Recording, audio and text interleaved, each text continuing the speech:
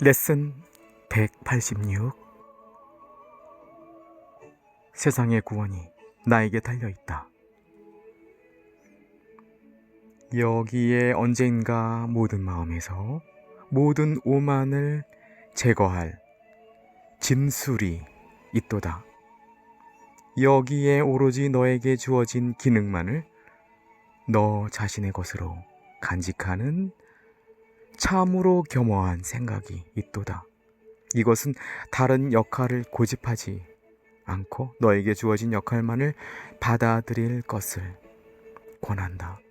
이것은 너의 적절한 역할이 무엇인지 판단하지 않는다. 이것은 다만 하나님의 뜻이 천국에서는 물론 땅에서도 이루어진다는 것을 인정한다.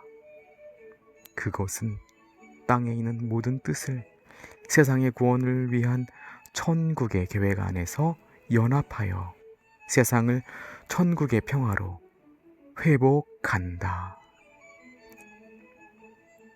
우리의 기능과 싸우지 말자. 우리는 우리의 기능을 확립하지 않았다. 그것은 우리의 아이디어가 아니다. 그것을 완벽하게 성취할 수단이 우리에게 주어져 있다. 우리에게 요구되는 것은 단지 진정한 겸으로서 우리의 역할을 받아들이고 자기 기만의 오만에 빠져 우리에게 자격이 있음을 부정하지 않는 것이다. 우리에게는 주어진 일을 해낼 힘이 있도다. 우리의 마음은 우리를 잘 아는 분이 주신 역할을 맡기에 더없이 적합하도다.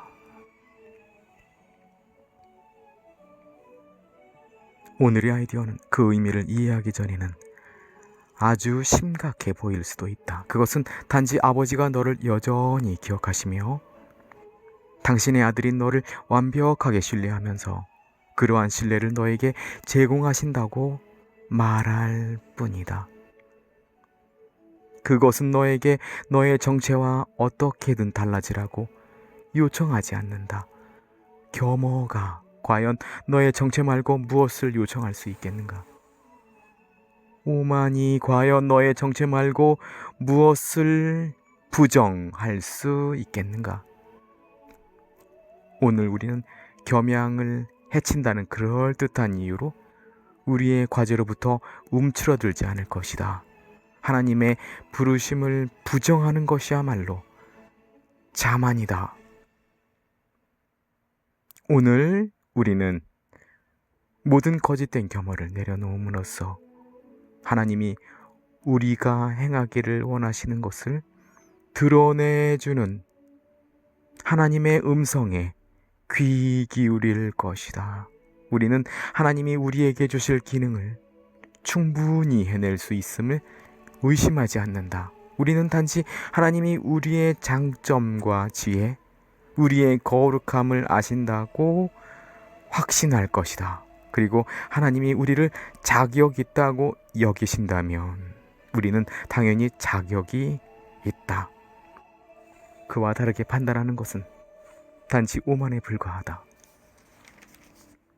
거짓을 참이라고 증명하려는 너의 계획이 초래한 감옥살이에서 벗어날 길은 하나밖에 없다. 너의 계획 대신에 내가 만들지 않은 계획을 받아들여라. 너 자신이 그 계획에 얼마나 합당한지 판단하지 말라. 하나님의 음성이 너에게 구원은 너의 역할이 필요하며 구원 전체가 너에게 달려있다고 장담한다면 그렇다고 확신하거라. 오만한 자들은 말에 매달릴 수밖에 없다. 그들은 행여 말 너머로 가서 그들의 입장에 타격을 입힐 수도 있는 것을 경험할까봐 두려워하기 때문이다. 하지만 겸손한 자들은 그들이 정체와 그들이 해야 할 일에 대해 말해주는 음성을 자유로이 듣는다.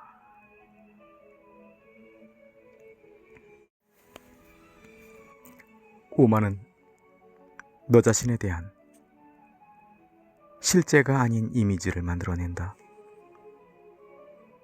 하나님을 위한 음성이 너에게 모든 이미지를 넘어서는 힘과 지혜와 거룩함이 있다고 장담할 때 겁에 질려 뒷걸음질 치는 것은 바로 이러한 이미지다.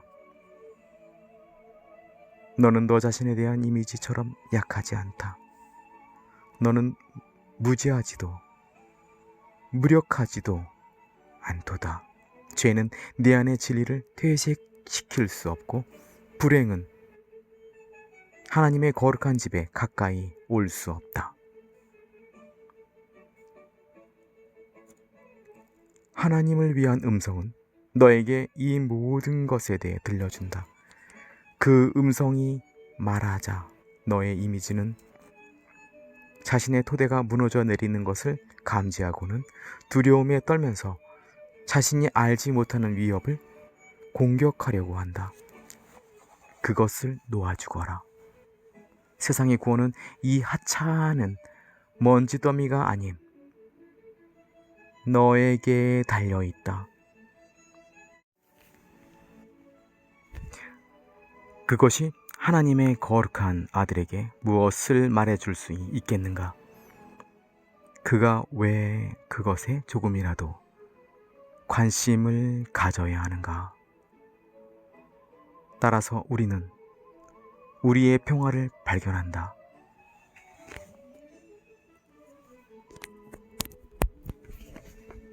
우리는 하나님이 주신 기능을 받아들일 것이다. 모든 환상은 우리 자신이 다른 기능을 만들 수 있다는 괴상한 믿음에 의존하기 때문이다. 우리가 스스로 만든 역할들은 이리저리 뒤바뀐다.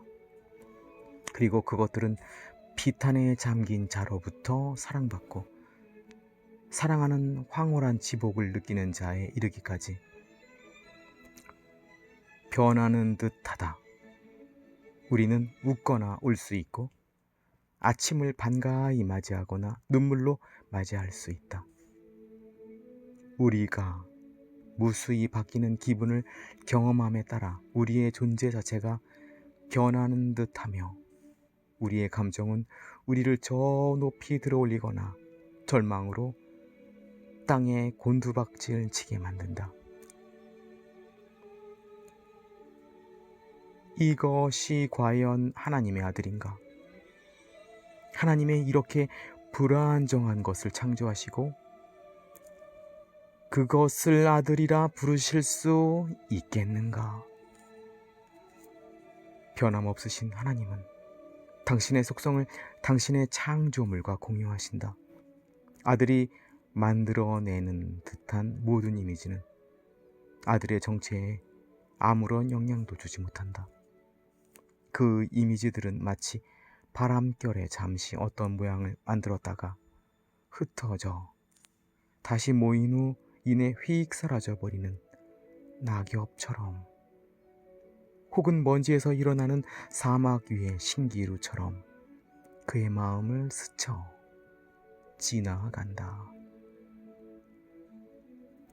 내가 너에게 주어진 기능을 받아들일 때 이렇게 실체 없는 이미지들은 사라져버리고 너의 마음은 구름 한 점 없이 잔잔해질 것이다.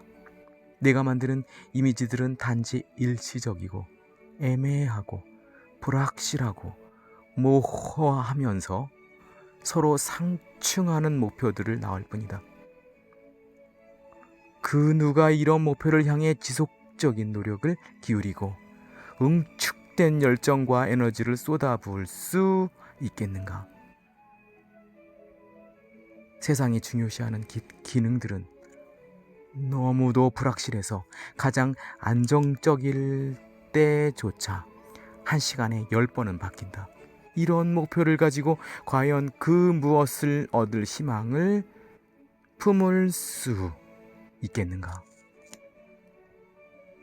너에게 진정으로 주어진 기능은 그와는 아주 멋지게 대비된다. 아침마다 돌아와 밤을 물리치는 태양처럼 확실하게. 그것은 아주 뚜렷하고 분명하다. 너의 기능의 타당성에는 의심할 여지가 없다. 그것은 어떤 잘못도 알지 못하시는 하나님에게서 온다. 그리고 그분의 음성은 자신의 메시지를 확신한다. 그 메시지들은 변하지 않을 것이며 갈등도 없을 것이다. 그 모든 메시지는 내가 이룰 수 있는 단 하나의 목표만 가리킨다. 너의 계획은 불가능하겠지만 하나님의 계획은 결코 실패할 수 없도다. 하나님은 그 계획의 근원이시기 때문이다. 하나님의 음성이 인도하는 대로 행하여라. 그 음성이 너에게 불가능해 보이는 것을 행하라고 요청한다면 요청하는 분이 누구시며 그것을 거절하려는 자가 누구인지 기억하라. 그리고는 다음에 대해 잘 생각해 보라. 어느 쪽이 더 옳을 것 같은가? 만물을 정확하게 있는 그대로 아시는 만물의 창조주를 대변하는 음성인가? 아니면 혼란스럽고 갈팡질팡하고 변덕스러우며 그 무엇도 확신하지 못하는 너 자신에 대한 왜곡된 이미지인가?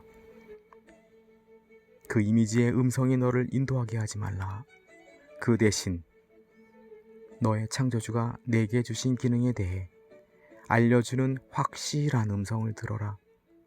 그분은 여전히 너를 기억하시며 이제 너에게 당신을 기억해달라고 간곡히 부탁하신다.